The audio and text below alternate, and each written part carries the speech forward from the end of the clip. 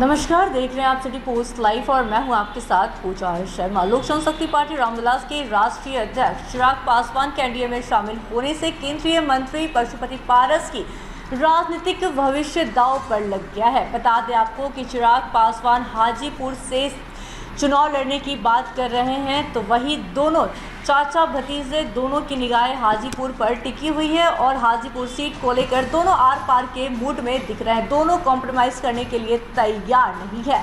तो पूरी खबर क्या है बताएंगे आपको विस्तार से इस रिपोर्ट में। चिराग पासवान हाजीपुर से हर कीमत पर चुनाव लड़ना चाहते हैं। सूत्रों के अनुसार बीजेपी की सहमति मिलने के बाद ही चिराग पासवान एनडीए में शामिल हुए हैं, लेकिन पशुपति पारस किसी भी कीमत पर हाजीपुर सीट छोड़ने को तैयार नहीं है। उनका कहना है कि चिराग के एनडीए में आने से हमें कोई फर्क नहीं पड़ता। दुनिया की कोई ताकत तो उन्हें हाजीपुर से चुनाव लड़ने से नहीं रोक सकती है। उन्होंने कहा कि वो हाजीपुर छोड़कर कहीं नहीं जाएंगे। उन्होंने कहा कि चिराग पासवान तो जमुई से सांसद है, फिर उनका हाजीपुर से दावा कैसे बनता है? वो जमुई से लड़े। चिराग ने तो जमुई की जनता से कहा था कि हमेशा जमुई की सेवा करता रहूंगा, लेकिन अब जमुई की जनता के साथ विश्वासघात क्यों कर रहे हैं? इतना ही नहीं बल्कि पशुपति पारस तो लोकसभा की कम से कम 5 सीटें मिलने की उम्मीद भी लगाए बैठे हैं। उन्होंने कहा कि रालोसपा भाजपा के सबसे पुरानी और विश्वासी सहयोगी है, लेकिन अभी रालोसपा के 5 सांसद है। सिटिंग गेटिंग गो फार्मूला पर 5 सीट तो उन्हें मिलना ही है। उन्होंने कहा कि भाजपा की ओर से उनके पास कोई प्रस्ताव नहीं आया है। एक बार केंद्रीय गृह राज्य मंत्री नित्यानंद राय ने दोनों को एक साथ आने का फॉर्मूला दिया था, लेकिन भाजपा के राष्ट्रीय या राज्य स्तर के बड़े नेता ने इस संबंध में कोई बात नहीं की है।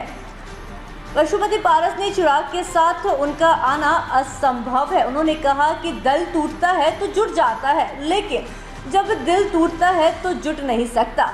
चिराग के साथ अब कोई समझौता नहीं हो सकता है। उन्होंने उदाहरण देते हुए कहा कि दूध फट जाए तो कितना भी इसे मैथे, उससे मक्खन नहीं निकल सकता।